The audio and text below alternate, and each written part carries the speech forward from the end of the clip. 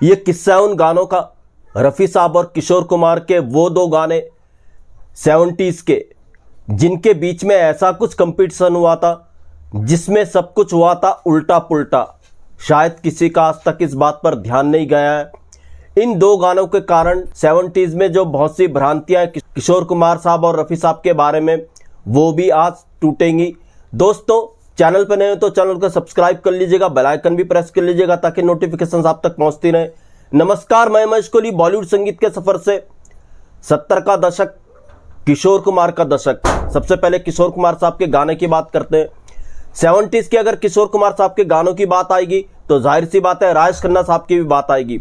आराधना के बाद राजेश खन्ना साहब को जो स्टारडम हासिल हुआ था, आज तक किसी और इंडस्ट्री के एक्टर को उतना स्टारडम हासिल नहीं हुआ जितना काका को हुआ था। पर ये किस्सा है उस दौर का, 70s के दौर का, जब राजेश खन्ना साहब का स्टारडम ढलान पर आ रहा था, उनकी एक्टिंग का जो कैरियर था वो ढलान पर आ रहा था और कई और एक्टर इंडस्ट्री में आ चुके थे, कई और एक्टर्स का नाम हो रहा था। मिड 75 के बाद की ये बात है। राजेश खन्ना साहब एक फिल्म में काम कर रहे थे। इस फिल्म के डायरेक्टर थे उनके करीबी शक्ति सामंता। इस फिल्म के म्यूजिक में कुछ अलग हुआ था। राजेश खन्ना शक्ति सामंता की फिल्मों में अक्सर म्यूजिक हुआ करता था आर डी बर्मन का, मगर इस फिल्म में आर डी बर्मन का म्यूजिक नहीं था। राजेश खन्ना साहब और आर डी बर्मन के बीच में कुछ मनमुटाव हो गया था। तो इस तरीके से इस फिल्म में राजेश खन्ना के कारण लक्ष्मीकांत प्यारेलाल आए। ये फिल्म बननी शुरू हुई, फिल्म कंप्लीट हुई। फिल्म जब लोगों के बीच में आई तो फिल्म वो कमाल नहीं कर पाई जितनी उम्मीद शक्ति सामंता को इस फिल्म से थी, मगर इसके गाने लोगों के सर चढ़ के बोले और इसके गाने गाए थे किशोर कुमार साहब ने। शक्ति सामंता इसको म्यूजिकली हिट बनाना चाहते थे, मगर फिल्म तो पूरी हिट नहीं हुई, इसके गाने जरूर हिट हुए और यह फिल्म अपने गानों के कारण ही जानी जाती है। किशोर कुमार साहब की आवाज इस फिल्म में जलवे बिखेर रही थी। यह फिल्म ज्यादा नोटिस नहीं हुई थी, एक तरीके से फ्लॉप रही थी। यह फिल्म आई थी 77 में। जी हां, फिल्म का नाम था अनुरोध।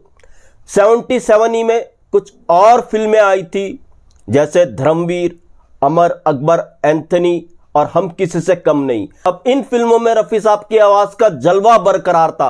रफ़ी साहब के गाने इन फिल्मों के लोगों के सर चढ़कर बोल रहे थे। 77 के अनुरोध के गाने और इन तीन फिल्मों के गाने गजब ढा रहे थे। जब 78 फिल्म फेयर की बारी आई तो अनुरोध का एक गाना, आपके अनुरोध पे मैं ये गीत सुनाता हूं, आपके अनुरोध, इतना कंठ प्रिय बना था ये गाना। यमन राग पे आधारित ये गाना था। किशोर कुमार साहब ने बहुत ही खूबसूरत तरीके से ये गाना गाया था। लक्ष्मीकांत प्यारेलाल की एक कंपोजिशन गाई थी। तो जब 78 में फिल्म फेयर देने की बारी आई तो किशोर कुमार साहब को बेस्ट मेल सिंगर के लिए नॉमिनेशन मिला था और दूसरी तरफ रफ़ी साहब को भी नॉमिनेशन मिला था हम किसी से कम नहीं के लिए। गाना था क्या हुआ तेरा वादा। मगर जब फिल्म फेयर मिलने की बारी आई तो रफ़ी साहब बाजी ले गए। हम किसी से कम नहीं के गाने क्या हुआ तेरा वादा को फिल्म फेयर अवार्ड मिला और क्या हुआ तेरा वादा, और किशोर कुमार साहब इस तरीके से पीछे रह गए। रफ़ी साहब को लेकर के बहुत सी अजीब गरीब बातें 70s के लिए आपको इंटरनेट पे मिलेंगी, बहुत से आर्टिकल्स में मिलेंगी कि किशोर कुमार साहब के आते ही 70s में रफ़ी साहब का कैरियर पीछे चला गया था, रफ़ी साहब का युग खत्म हो गया था। कई जगह यह भी सुना है और रफ़ी साहब की नींदें उड़ गई थी किशोर कुमार साहब के कुछ गानों से, मगर ये बिल्कुल गलत है।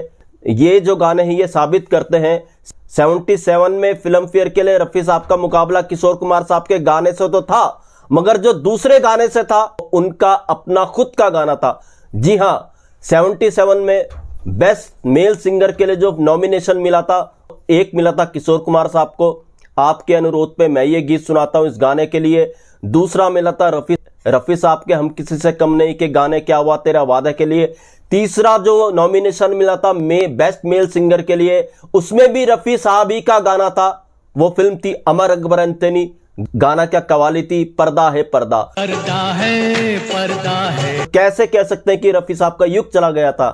रफ़ी साहब का कंपटीशन खुद से ही था। एक तरफ क्या हुआ तेरा वादा, दूसरी तरफ रफ़ी साहब की कवाली पर्दा है पर्दा, दोनों के बीच में ही कंपटीशन था। हुआ तेरा वादा ने बाजी मारी। और एक और भ्रम, जो लोग कहते हैं रफ़ी साहब को आर डी बर्मन इग्नोर किया करते थे, इस बात का भी भ्रम टूटता है। 77 में जो बेस्ट मेल सिंगर का फिल्म फेयर अवार्ड मिला क्या हुआ तेरा वादा के लिए, उसमें म्यूजिक था आर.डी. बर्मन का।